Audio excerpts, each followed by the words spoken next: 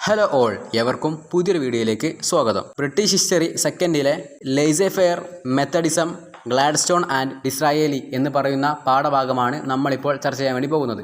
അപ്പോൾ നമുക്ക് നേരെ പാഠഭാഗത്തേക്ക് കടക്കാം. വ്യക്തികളുടെ വാണിജ്യ പ്രവർത്തനങ്ങളിൽ ഗവൺമെൻറ് ഒരു തരത്തിലും ഇടപെടാതിരിക്കുക എന്നതാണ് ലെയ്സെ ഫെയർ എന്ന ഫ്രഞ്ച് പദം അർത്ഥമാക്കുന്നത്. 18-ാം നൂറ്റാണ്ടിൽ ഫ്രഞ്ച് സാമ്പത്തിക ശാസ്ത്രജ്ഞരാണ് ലെയ്സെ ഫെയർ എന്ന പദം രൂപീകരിച്ചതെങ്കിലും അതിന് ആവശ്യമായ പ്രാമാണിക അടിത്തറ ഉണ്ടാക്കിയത് ബ്രിട്ടീഷ് സാമ്പത്തിക ശാസ്ത്രജ്ഞനായ ആഡം സ്മിത്ത് ആണ്. ബിസിനസ് വ്യാവസായിക പ്രവർത്തനങ്ങളിൽ ഗവൺമെൻറ് ഇടപെടൽ പാടില്ലെന്ന് ആഡം സ്മിത്ത് തൻ്റെ പ്രശസ്ത ഗ്രന്ഥമായ വെൽത്ത് ഓഫ് നാഷനിൽ ആവശ്യപ്പെട്ടു. ബിസിനസ് സംരംഭങ്ങളുടെ വളർച്ചയ്ക്ക് പൂർണ്ണമായ സ്വാതന്ത്ര്യം ആവശ്യമാണെന്ന് വെൽഫെയർ വാഗ്ദാക്കൾ വാദിക്കുന്നു. വ്യാവസായിക വിപ്ലവത്തിനു ശേഷം ഇംഗ്ലണ്ടിൽ വളർന്നു വന്ന വ്യാവസായിക മുതലാളിമാരുടെ താൽപ്പര്യ സംരക്ഷണമായിരുന്നു ഇതിൻ്റെ പിന്നിൽ. ഗവൺമെൻറ് നിയന്ത്രണം അനിവാര്യമാണെന്ന മെർക്കൻ്റലിസ്റ്റ് സിദ്ധാന്തത്തിൻ്റെ എതിർപക്ഷത്താണ് ലെയ്സെ ഫെയർ. ഒരർത്ഥത്തിൽ 18-ാം നൂറ്റാണ്ടിലെ യൂറോപ്പിൽ ഉയർന്നുവന്ന വ്യക്തിവാദത്തിൻ്റെ മറ്റൊരു രൂപമായിരുന്നു ലെയ്സെ ഫെയർ. ഒരു ചിന്താ പദ്ധതി എന്ന നിലയിൽ ലെയ്സെ ഫെയറിൻ്റെ അടിസ്ഥാന പ്രമാണങ്ങൾ ഇവയാകുന്നു. സമൂഹത്തിൻ്റെ അടിസ്ഥാന ഘടകം വ്യക്തിയാണ്. വ്യക്തി സ്വാതന്ത്ര്യം ജന്മസിദ്ധമായ അവകാശമാണ്. പ്രകൃതിയുടെ ഭൗതിക ക്രമം സ്വയം നിയന്ത്രിതമാണ്. ഈ ഒരു 3 കാര്യങ്ങളാണ് ലെയ്സെ ഫെയറിൻ്റെ അടിസ്ഥാന പ്രമാണങ്ങൾ എന്ന് പറയുന്നത്. മറ്റ് യൂറോപ്യൻ രാജ്യങ്ങളിലും ഇംഗ്ലണ്ടിലും നിലനിന്ന ലിബറലിസത്തിൻ്റെ ഭാഗമായി മാറിയ ലെയ്സെ ഫെയർ സിദ്ധാന്തത്തെ പുതിയ വ്യാവസായിക മുതലാളിമാർ സർവാത്മന സ്വാഗതം ചെയ്തു. ആ കാലഘട്ടത്തെ ഇംഗ്ലീഷ് സാമ്പത്തിക വിദഗ്ധർ 18-ാം നൂറ്റാണ്ട് മുതൽ 19-ാം നൂറ്റാണ്ടിൻ്റെ പകുതി വരെ ഇംഗ്ലണ്ടിൽ നിലനിന്ന സാമ്പത്തിക ചിന്താ പദ്ധതി ക്ലാസിക്കൽ ഇക്കണോമിക്സ് അഥവാ ക്ലാസിക്കൽ പൊളിറ്റിക്കൽ ഇക്കണോമി എന്നറിയപ്പെടുന്നു. ആഡം സ്മിത്തിൻ്റെ വെൽത്ത് ഓഫ് നാഷൻസ് എന്ന് പറയുന്ന കൃതിയാണ് ക്ലാസിക്കൽ ഇക്കണോമിയുടെ അടിസ്ഥാന ഗ്രന്ഥം. ഒരു രാജ്യത്തിൻ്റെ സമ്പത്ത് നിർണ്ണയിക്കുന്നത് അതിൻ്റെ ദേശീയ വരുമാനമാണ്. വരുമാനം അധിഷ്ഠിതമായിരിക്കുന്നത് അവിടുത്തെ ജനങ്ങളുടെ അധ്വാനത്തിലാണ്. വ്യാവസായിക വിപ്ലവത്തെ തുടർന്ന് രൂപം കൊണ്ട് മുതലാളിത്ത വ്യവസ്ഥിതിയുടെ ഭാഗമായാണ് ക്ലാസിക്കൽ സാമ്പത്തിക സിദ്ധാന്തം ഉയർന്നു വന്നത്. അടുത്തതായി മെത്തഡിസം. 18-ാം നൂറ്റാണ്ടിൽ ഇംഗ്ലണ്ടിലെ ക്രൈസ്തവ സഭയിൽ ഉയർന്നു വന്ന ഒരു പുനരുദ്ധാനമാണ് മെത്തഡിസം അഥവാ മെത്തഡിസ്റ്റ് മൂവ്മെൻറ്റ്. ക്രൈസ്തവ വിശ്വാസിയുടെ സ്വഭാവത്തെയും വിശ്വാസത്തെയും പരിശുദ്ധമാക്കുന്നതായിരുന്നു അതിൻ്റെ ആത്യന്തിക ലക്ഷ്യം. മെത്തഡിസത്തിൻ്റെ അടിസ്ഥാന പ്രമാണങ്ങൾ ഇവയായിരുന്നു. എല്ലാ മനുഷ്യരും ജന്മന പാപികളാണ്. വിശ്വാസം മാത്രമാണ് അവർക്കുള്ള ന്യായീകരണം. വിശ്വാസം വിശ്വാസിയുടെ അകവും പുറവും പരിശുദ്ധമാക്കുന്നു. ജീസസിൻ്റെ മരണം മനുഷ്യകുലത്തിനു വേണ്ടിയാണ്. മോക്ഷം എല്ലാവർക്കും സാധ്യമാണ്. അതിന് ശരിയായ ജീവിതം, ശരിയായ സ്നേഹം, കാരുണ്യം, വേദപുസ്തക വിശ്വാസം എന്നിവ അനിവാര്യമാണ്. പാവപ്പെട്ടവരെയും രോഗികളെയും സഹായിക്കൽ എന്നിവ മെത്തഡിസ്റ്റ് പ്രവർത്തകരുടെ ഭാഗമാണ്. ആരംഭകാലത്ത് വളരെ കുറച്ചു പേർ മാത്രം അംഗങ്ങളായി ചേർന്ന പ്രസ്ഥാനത്തിൽ ചുരുങ്ങിയ കാലം കൊണ്ട് ആയിരക്കണക്കിന് ആളുകൾ, പ്രത്യേകിച്ചും തൊഴിലാളികളും സാധാരണക്കാരും അംഗങ്ങളായി ചേർന്നു. അടുത്തതായിട്ട് പറയാനുള്ളത് കോൺ നിയമങ്ങൾ, കോൺ ലോസ്. 1815-നും 1846-നും ഇടയിൽ ഇറക്കുമതി ചെയ്യുന്ന ഭക്ഷ്യധാന്യങ്ങൾക്ക് ബ്രിട്ടീഷ് ഗവൺമെൻറ് നടപ്പാക്കിയ നിയന്ത്രണങ്ങളാണ് കോൺ നിയമങ്ങൾ എന്നറിയപ്പെടുന്നത്. ഇറക്കുമതി ചുങ്കം വർദ്ധിപ്പിച്ചതും മറ്റു നിയന്ത്രണങ്ങളും ഏർപ്പെടുത്തിയത് തദ്ദേശീയ കർഷകരെ സംരക്ഷിക്കാനും സഹായിക്കാനുമായിരുന്നു. രാജ്യത്തെ കാർഷികോൽപാദനം വർദ്ധിക്കുകയും കർഷകർക്ക് അവരുടെ വിളകൾക്ക് ന്യായമായ വില ഉറപ്പുവരുത്തുകയും ചെയ്യുന്നതായിരുന്നു ഈ നിയമത്തിൻ്റെ ഉദ്ദേശം. കോൺ എന്ന പദത്തിൽ ചോളം മാത്രമല്ല എല്ലാ ധാന്യങ്ങളും ഉൾപ്പെട്ടിരുന്നു. ഈ കോൺ നിയമങ്ങൾ പാസാക്കിയെടുക്കാനായി നേരത്തെ തന്നെ ഭരണകൂട അധികാരത്തിൽ സ്വാധീനമുണ്ടായിരുന്ന ഭൂവുടമകൾ സമ്മർദ്ദം ചെലുത്തിയിരുന്നു. അവരുടെ നിർബന്ധത്തെ തുടർന്നാണ് 1813-ൽ ഗവൺമെൻറ് ഒരു കമ്മിറ്റിയെ നിയമിച്ചു.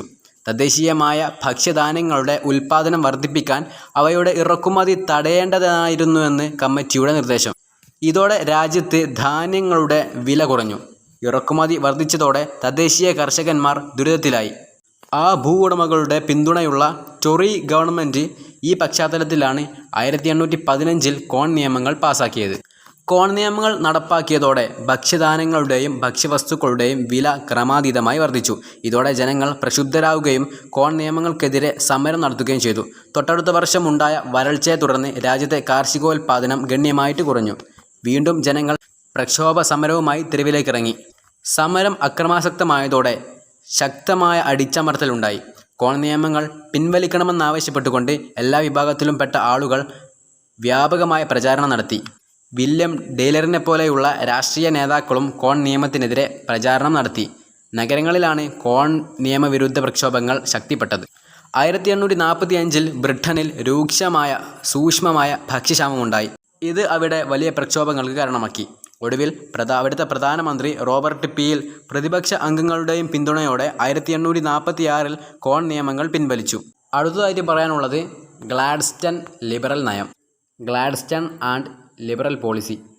1809 ജനിക്കുകയും 1898 മരണപ്പെടുകയും ചെയ്ത ദി പീപ്പിൾസ് വില്യം എന്ന അപരനാമത്തിലും അറിയപ്പെടുന്ന വില്യം എഡ്വേർഡ് ഗ്ലാഡ്സ്റ്റൺ ബ്രിട്ടനിൽ ഇന്നേവരെ അധികാരത്തിൽ ഇരുന്ന പ്രധാനമന്ത്രിമാരിൽ ഏറ്റവും പ്രായം കൂടിയ വ്യക്തിയും 4 തവണ പ്രധാനമന്ത്രി പദവിയിലിരുന്ന ഒരേയൊരു വ്യക്തിയും കൂടിയാണ്.